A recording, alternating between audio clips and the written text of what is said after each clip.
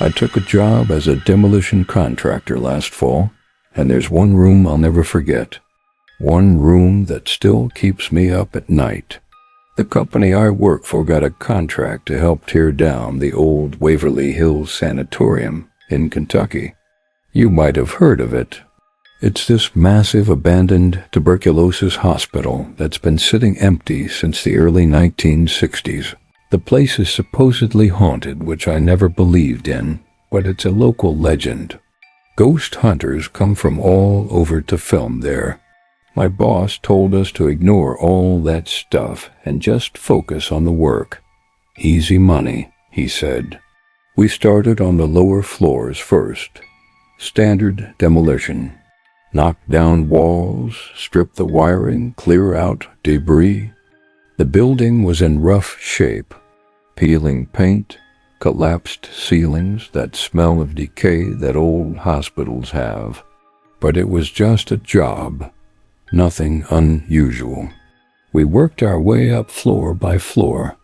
Second floor, third floor, fourth floor. All went fine. Then we got to the fifth floor. The fifth floor was different. The layout was weird, more isolated. There were patient rooms lining a long corridor, and at the very end of the hall, there was a door that had been sealed with concrete blocks. Not boarded up. Sealed, like someone had taken the time to brick it over from floor to ceiling, then plastered it smooth. You could barely tell there had been a door there at all except for the outline. My supervisor, a guy named Rick, walked up to it and knocked on the concrete. Solid. He looked at the blueprints we'd been given and pointed to the sealed door. He said, according to the plans, that was supposed to be a quarantine wing, a whole section of rooms where they kept the most contagious patients back in the day. He radioed down to the site manager and asked why it was sealed.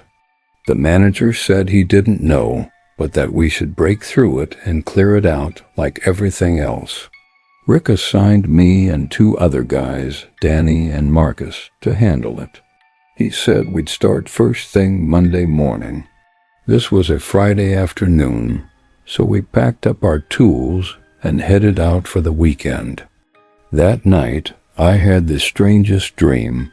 I was standing in a hospital hallway, dim and cold, with flickering lights overhead. I could hear this faint beeping sound, like a heart monitor, in the distance.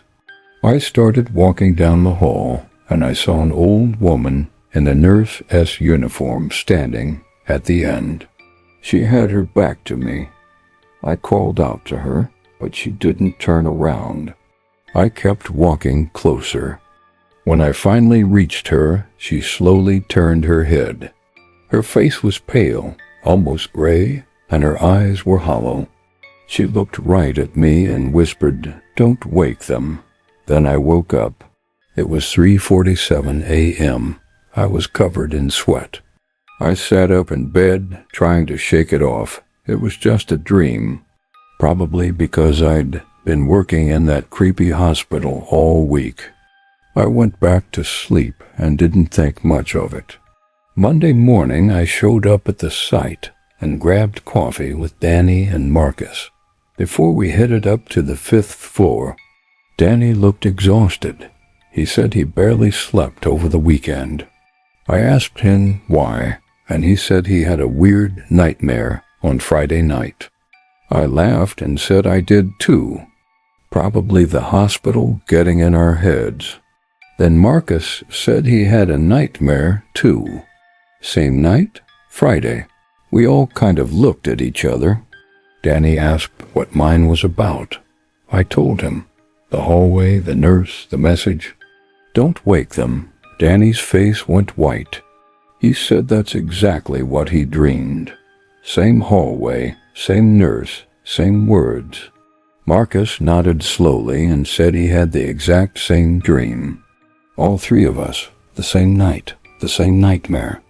We stood there in silence for a moment. Then Rick came over and asked what we were waiting for. We didn't tell him about the dreams.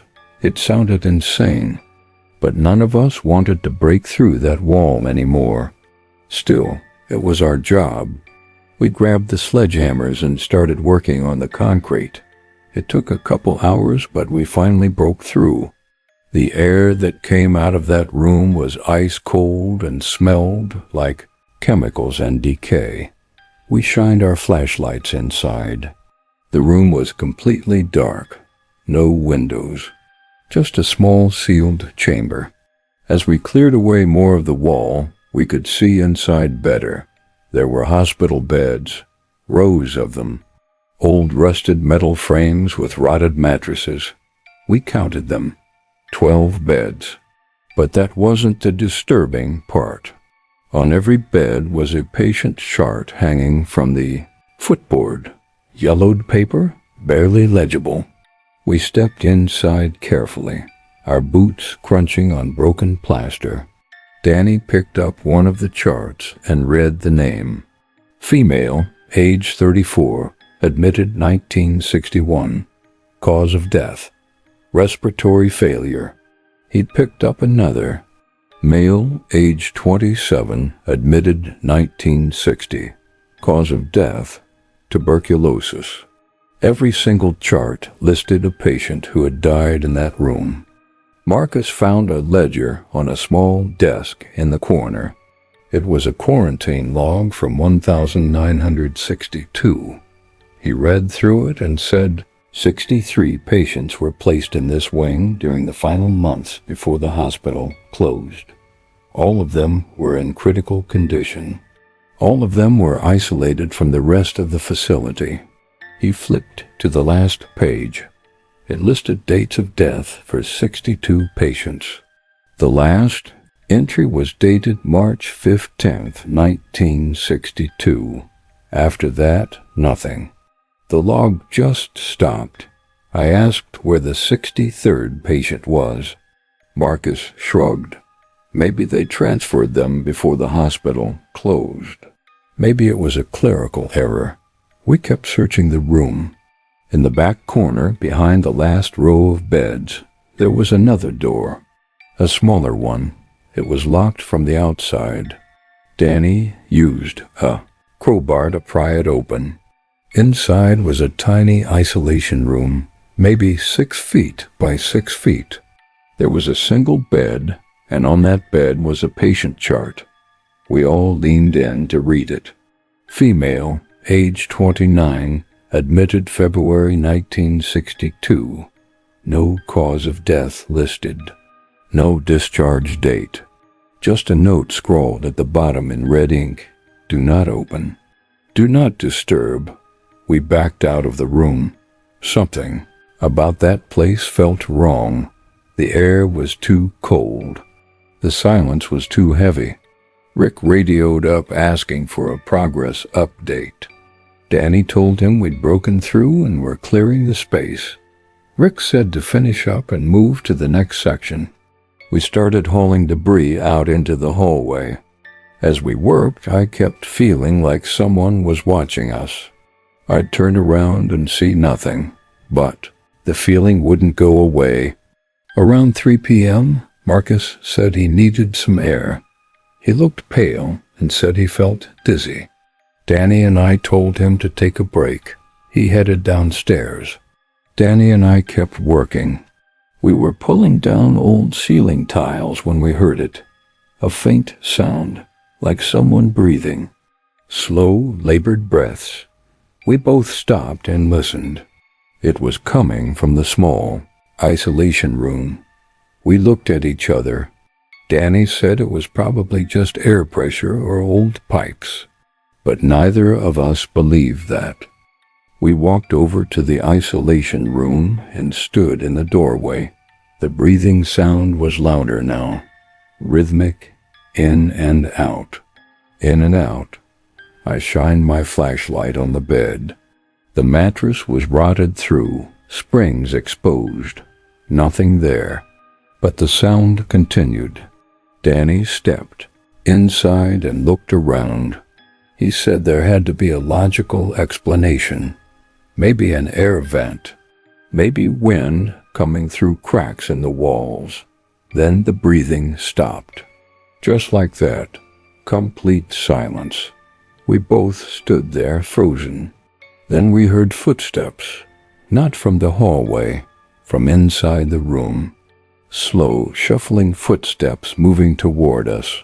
But we couldn't see anyone. Danny grabbed my arm and we backed out fast. We slammed the door shut, and I swear I heard a voice on the other side. A woman's voice. Barely a whisper. She said, "Don't wake them." We ran. We didn't even grab our tools.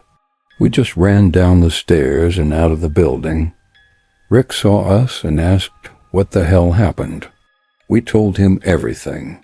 The dreams, the charts, the breathing, the voice.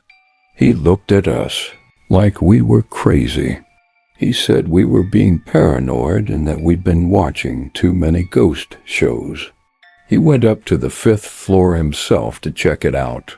He was gone for maybe 20 minutes.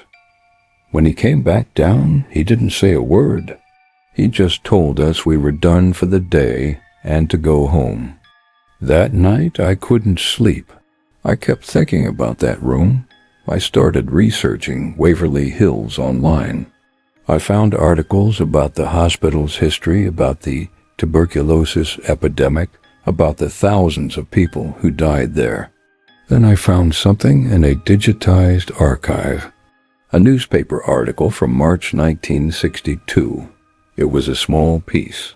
Buried in the local section, the headline read, "Sanatorium Wing Sealed Following Outbreak." The article said that a quarantine wing on the 5th floor had been permanently sealed after an outbreak of a particularly aggressive strain of tuberculosis. It said 63 patients had been isolated and that all but one had succumbed to the disease. The surviving patient, a 29-year-old woman, had been kept in isolation for observation.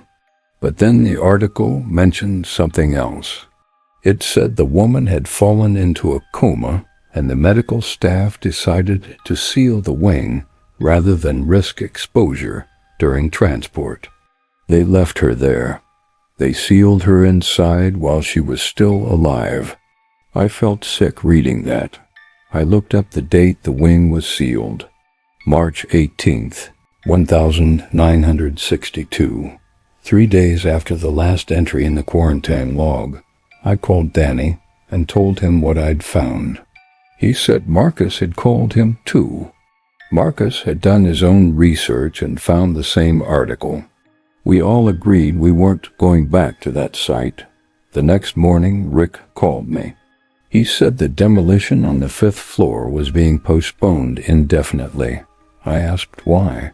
He said the site manager had gone up to inspect the sealed room yesterday evening after we all left.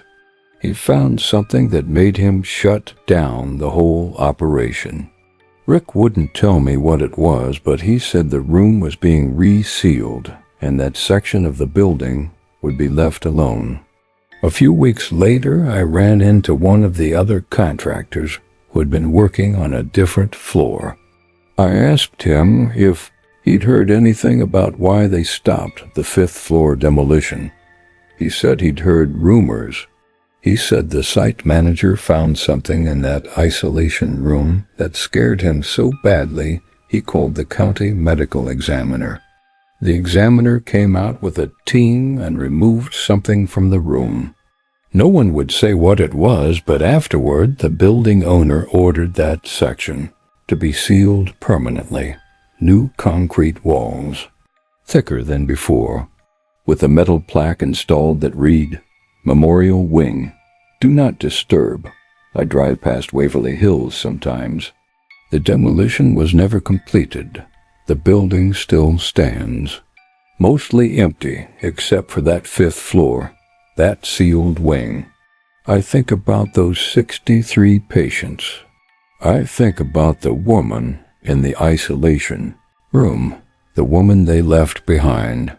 And I think about the dreams, the nurse in the hallway telling us not to wake them. I haven't had the dream again since we left that site. But Danny has. He says it comes every few months, always the same. The hallway, the nurse, the message. He says sometimes the nurse turns around fully now, and when she does, he recognizes her face. It matches the description on the patient chart from the isolation room. Female, age 29. I don't work demolition anymore. I couldn't do it after Waverly. But sometimes late at night, I wonder if she's still there, still waiting in that small room behind the sealed door, still breathing in the dark, still wondering why no one ever came back for her.